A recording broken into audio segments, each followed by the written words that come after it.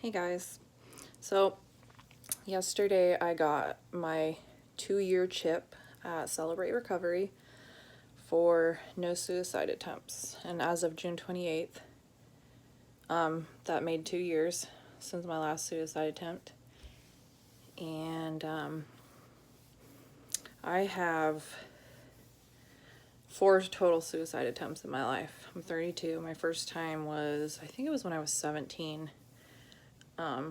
I took a whole bunch of, I think it was aspirin. Took a whole bunch of aspirin. My parents never ended up knowing about it. Apparently I didn't take enough to really do anything. But I tried.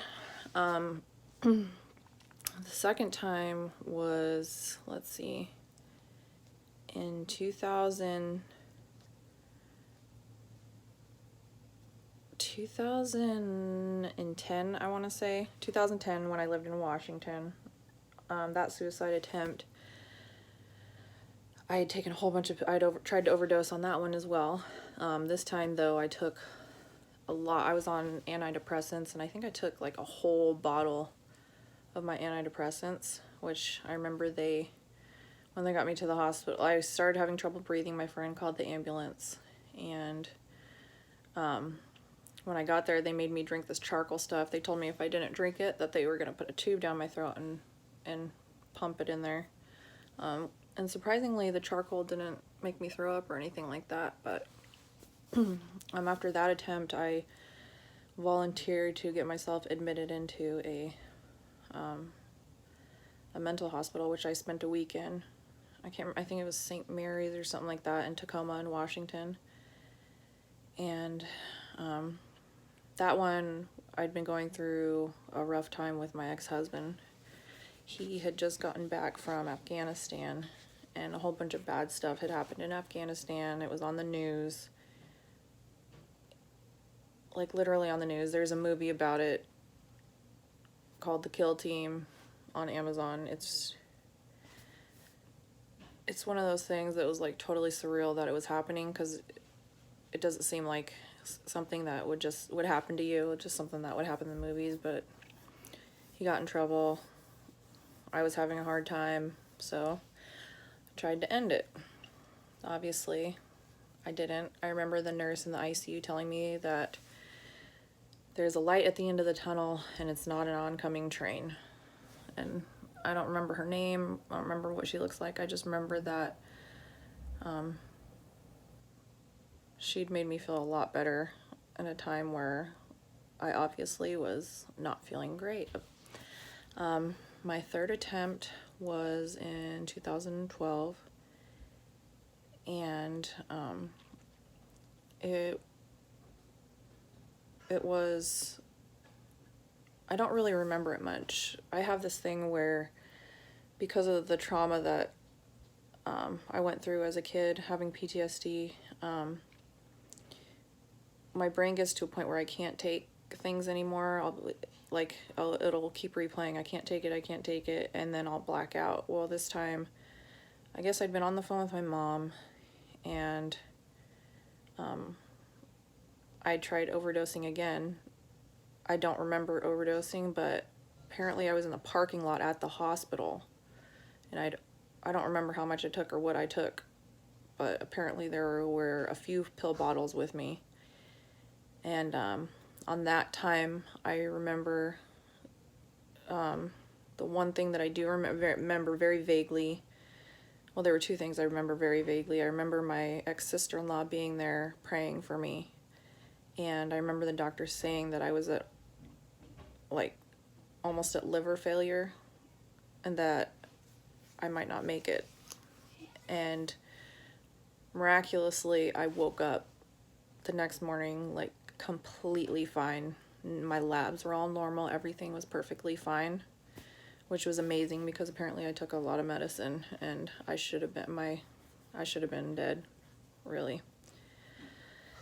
The last time I attempted, the one 2 years ago on June 28th, was when I was in the relationship with the narcissist.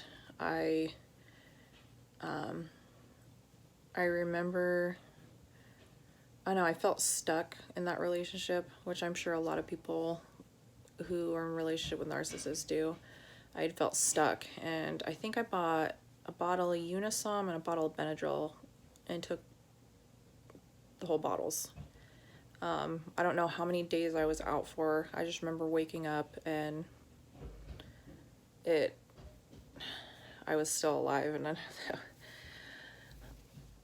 I know that I was super frustrated because I was thinking that with as much stuff as I took, that would have been it. I was at the point where I was just like, okay, Lord, I can't take this anymore, and I really wanted to end it. You know, and I know that's a selfish way out.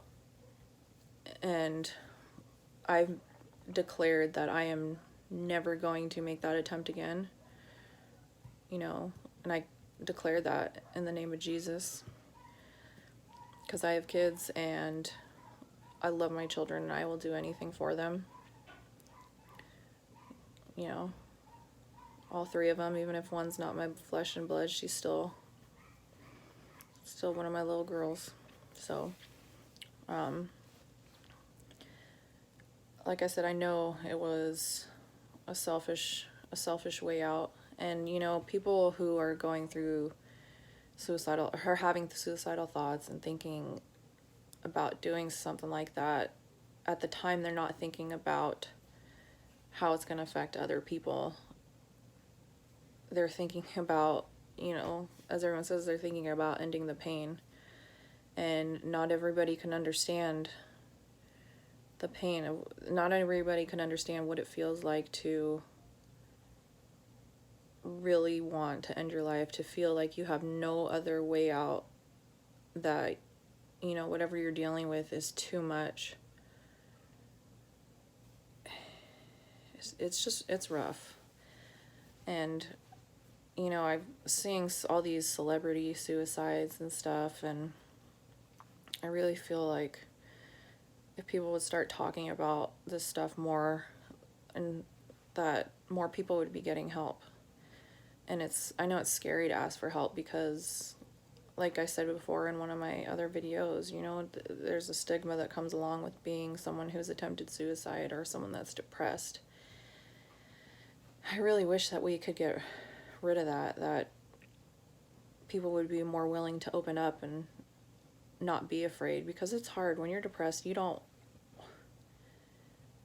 want to reach out to people. You know, that's one of the hardest parts. And it's hard if you don't have a good foundation, like church, or, you know, a family that's really, you know, well put together, which, you know, is few and far between nowadays. You know, in all 4 attempts that I've had, I'm not proud of them, but I know that,